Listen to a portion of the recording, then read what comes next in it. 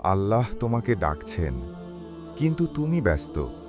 এই কথাটা শুনতে খুব ছোট, কিন্তু এর ভেতরে লুকিয়ে আছে আমাদের পুরো জীবনের গল্প।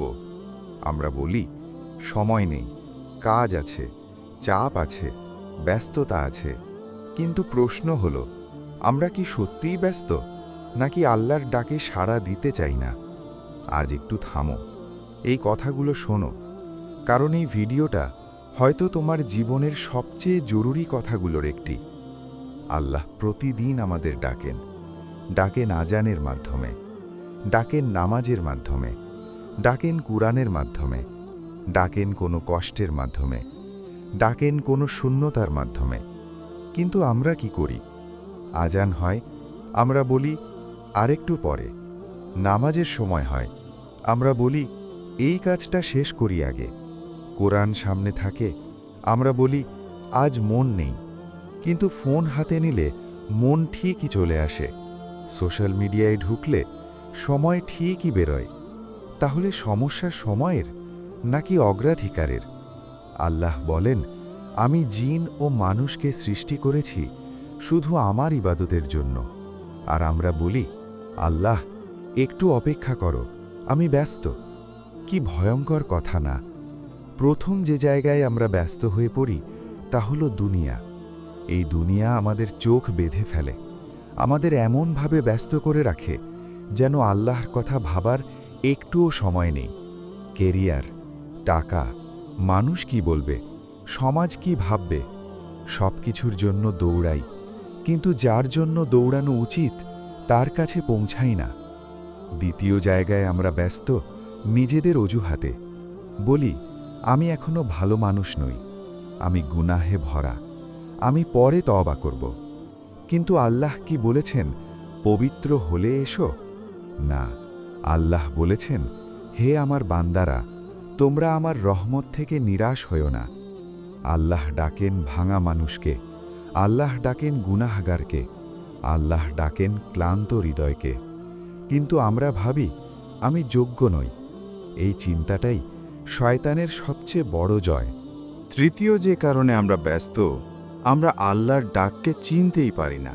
আমরা ভাবি আল্লাহ ডাকবেন মানে হয়তো কোনো অলৌকিক ঘটনা, কিন্তু আল্লাহ ডাকেন খুব সাধারণভাবে।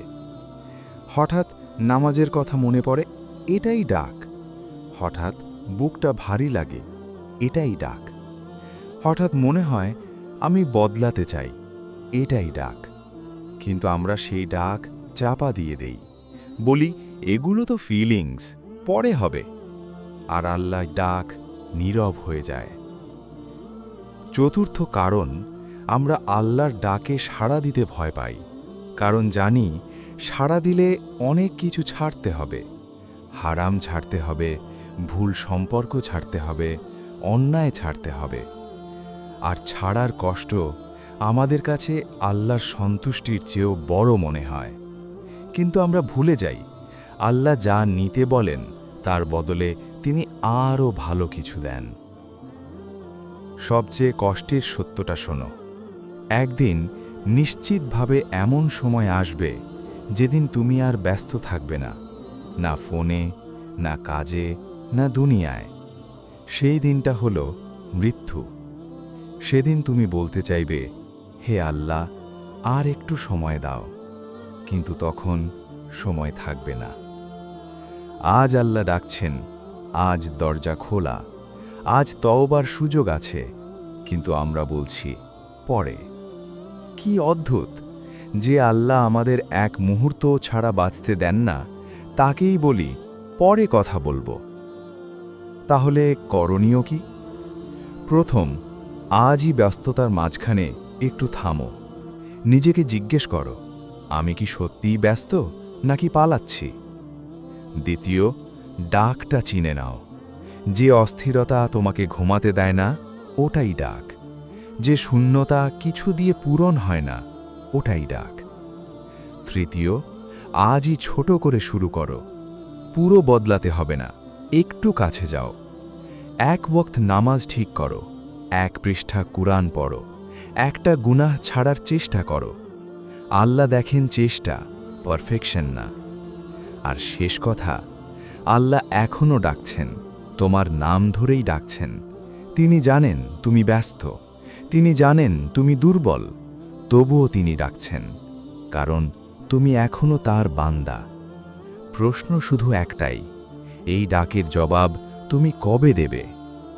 হে আল্লাহ, আমাদের ব্যস্ততা থেকে বের করে তোমার দিকে ফিরে আসার তৌফিক দাও। আমাদের হৃদয়কে তোমার ডাকে সাড়া দেওয়ার শক্তি দাও। আমিন।